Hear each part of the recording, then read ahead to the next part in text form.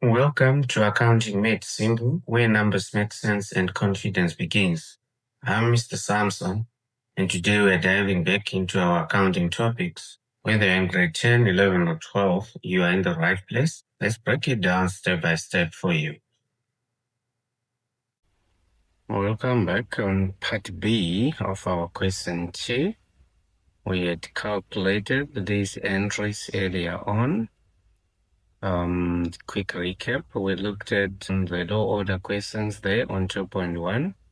We had to calculate the figures for net profit before tax. We looked at inventory figures. We also calculated our figures on the reconciliation between profit before tax and cash from operations. We had operating activities that we had presented all the answers. Now we are on this question. If you check from the question paper, instruction says we should calculate, or we should complete rather, the cash flows from investing, that is the buying and selling of assets. So what we need is to fill up the remaining two items, because proceeds from the sale of fixed assets is already there. The other two items that we need, it is purchase of fixed assets and changes in fixed deposit. All right, those are the two line items. Purchase of fixed assets, here you need a formula. It is BD plus additions minus disposal minus depreciation is equals to CD. So balance at the beginning for fixed assets. So the moment you put BD, you know that your next stop, it is the balance sheet. So BD, it is right here, 2,652,000 plus additions. Normally additions in the question paper, they will not appear if you look at how the examiner structured the answer book, but there we go. The company sold equipment for 373,000. So this is disposal. So disposal item is there. And then when it comes to the additions, during the year, the company purchased the new equipment. So we bought something.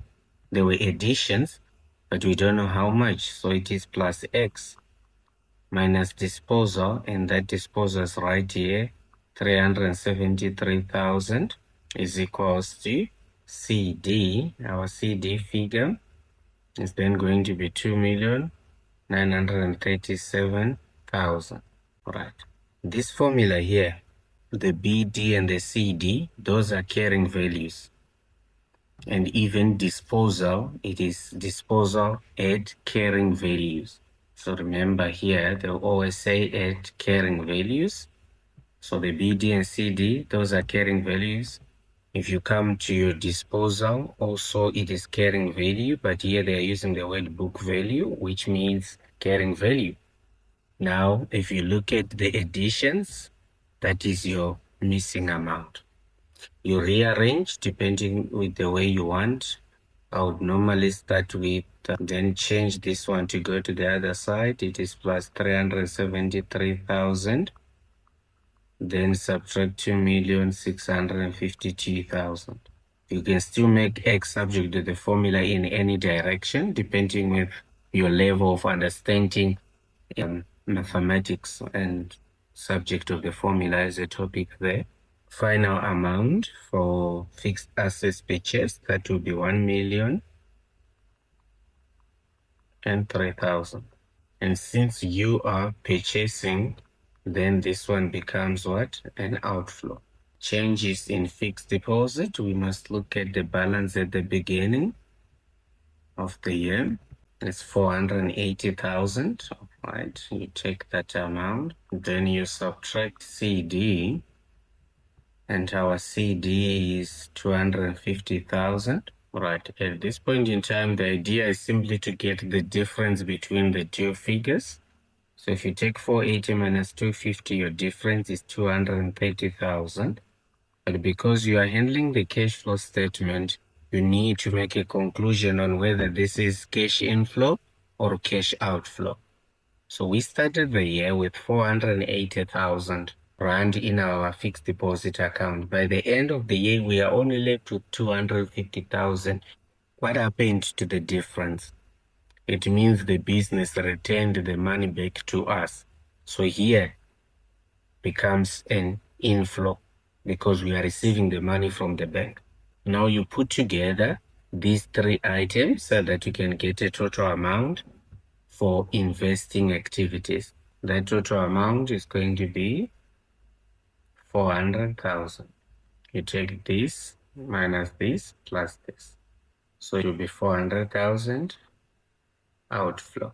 Because it takes 373,000 minus this big amount plus this small amount here. And finally, we are now on ratios. On ratio, equity ratio, we know the formula. It is non-current liabilities as to shareholders' equity. So let us check what do we have. Non-current liabilities. We have current liabilities listed here and the loan is right here. So this is my non-current, 1,880,000. I have the figure. And then I need shareholders' equity. It is these two items here, which were given. All right. So I can go and make non-current liabilities, 1,880,000. You get a mark for that. As to shareholders' equity, this one is made up of ordinary share capital account, 4,280,000 plus retained income account, that will be 320,000. Okay, then from here you use your calculator. This amount here divided by these two, you will get 0.4 as to 1, and the calculation is done. Net asset value, or net asset value, it is shareholders' equity divided by issued shares times 100. So if you know the formula, which must be applied in any ratio, it becomes so easier to collect all the marks. So shareholders' equity, we know from this amount here. So we take that amount again. It is 4,280,000 plus 320,000, all divided by issued shares. Our issued shares in the register, they are 4,600,000.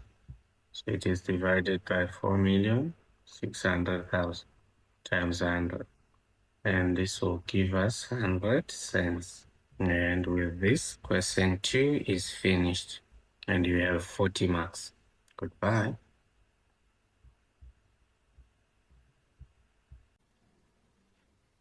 Thanks for learning with me here at Accounting Made Simple. If this video helped you, go ahead and like, subscribe, and share it with someone who needs it. New lessons drop each and every week, so stay sharp and stay consistent. Got a question or need help with a topic? Drop it in the comment section and I might feature it in my next video.